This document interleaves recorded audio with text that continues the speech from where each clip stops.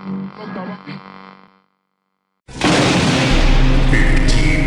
of Halloween Game.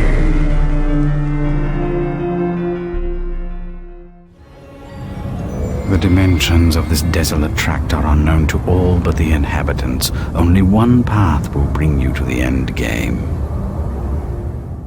Hey guys, this is Londyn with Girl Gone Geek and Animation Destination with the DNN. Today I'm going to be covering the Alice games by American McGee. Alright, so the first one came out on December 5th, 2000. It came out for the PC, Mac, 3C, and the PS3. So basically all your basic consoles.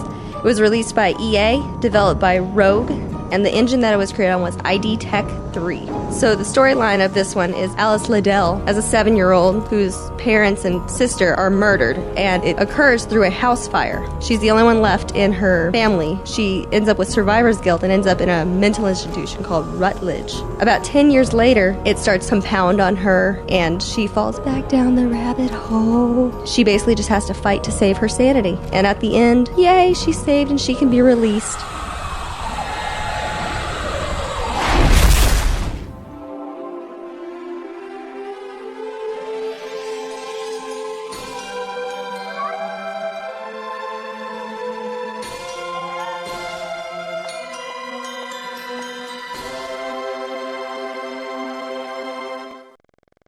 Appearances, as you know better than most, can be deceiving, Alice.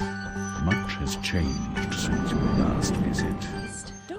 The second Alice game, which was super exciting to hear about. People talk about the new Kingdom Hearts. This is how I felt about the second Alice game. Came out on June 14th, 2011. This one was only for the PC, PS3, and 360. They did not want any Apple products this time. Luckily, this time, they partnered with Spicy Horse for the developer, and then the new engine was Unreal. In the new one, she's in an orphanage, being seen by a psychiatrist who uses hypnosis. Over time, she starts having hallucinations, and you see things like this.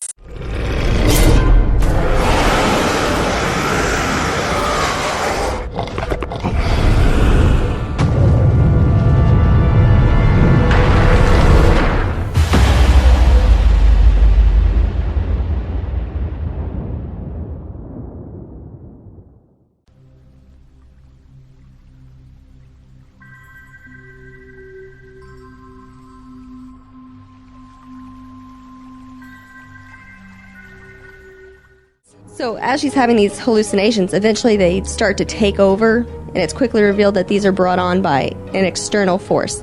The plot becomes intensely dark as she travels through incredibly diverse worlds of Wonderland, which we didn't see in the first one. Alice just has to attempt to escape her delusion and save herself.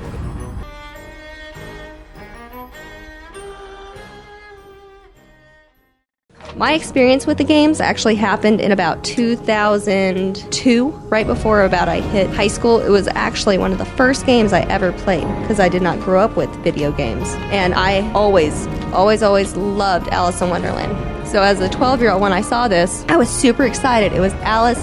It was super spooky, and I was a little angsty little goth girl, so it was fun. One element that added to the creepiness of the game, Chris Vrenna, who did the entire score, and it's actually pretty decent even if you listen to it on its own.